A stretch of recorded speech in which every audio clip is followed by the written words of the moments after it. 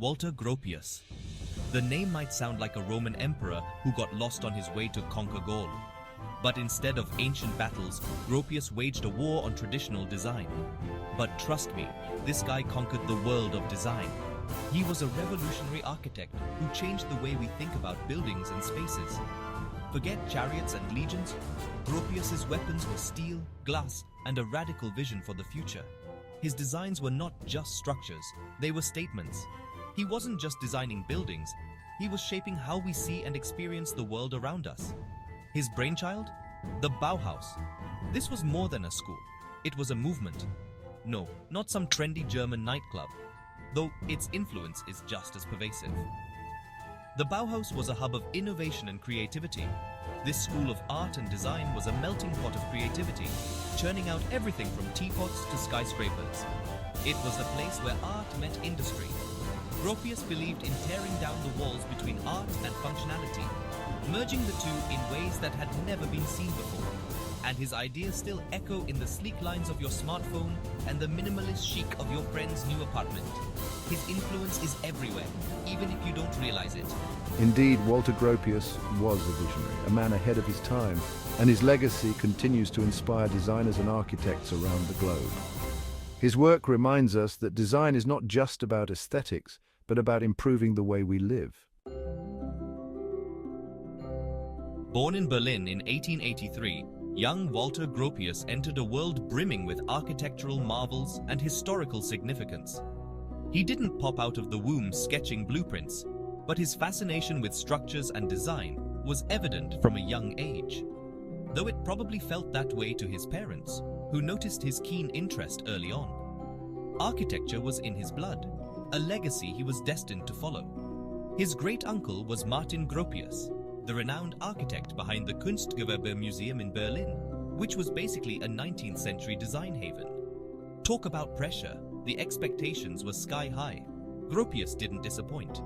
After a stint studying architecture in Munich and Berlin, no online courses back then, he immersed himself in the world of design. He cut his teeth working for Peter Behrens, a big shot in the world of industrial design, learning the ropes and honing his skills. Imagine designing factories that were actually cool to look at. This was revolutionary at the time.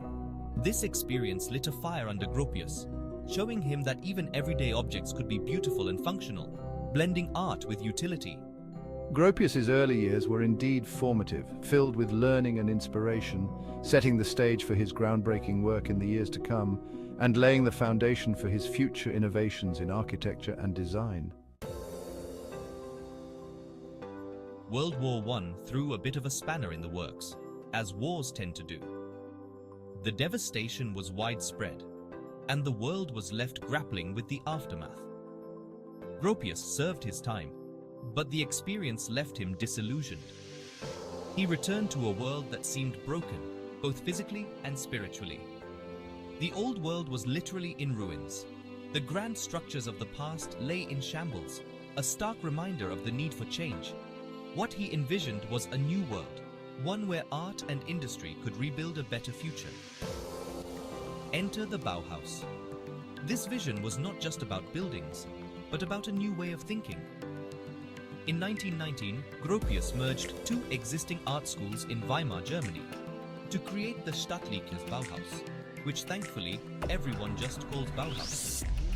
This merger was the birth of a new era in design. His goal was ambitious, to create a new kind of art school, one that broke down the barriers between fine art and crafts, between artist and artisan. It was about unity and collaboration. Think of it as the original design thinking bootcamp, a place where ideas could flourish and creativity was the cornerstone. The Bauhaus was more than just a school, it was a revolution in design education, forever changing the landscape of art and architecture. Its influence can still be seen today in modern design principles and practices. So what was this Gropius guy on about? His philosophy was all about form follows function. No more pointless ornamentation or fancy flourishes for the sake of it. Every curve, every line, every material had to serve a purpose. It was like Marie Kondo tidying up the design world. But don't think Gropius was all about cold, heartless efficiency. He believed that good design could improve people's lives, making things more beautiful, functional, and accessible. This wasn't just about aesthetics, it was about social responsibility. Gropius's blueprint for design was both revolutionary and humane, emphasizing that beauty and utility could and should coexist harmoniously. The Bauhaus, under my leadership, became a hotbed of creativity, attracting big names like Paul Klee, Wassily Kandinsky, and Marcel Breuer. We churned out iconic designs, from the Wassily chair, you know, the one that looks like it's made of metal tubing and air, to the Fagus Factory, a groundbreaking building with its glass curtain wall. Then there's the Gropius masterpiece, the Bauhaus Dessau building itself.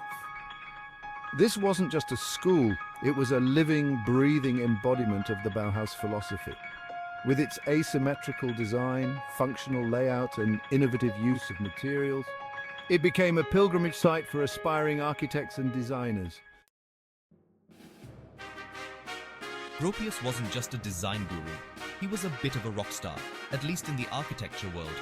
He lectured internationally, spreading the Bauhaus gospel far and wide.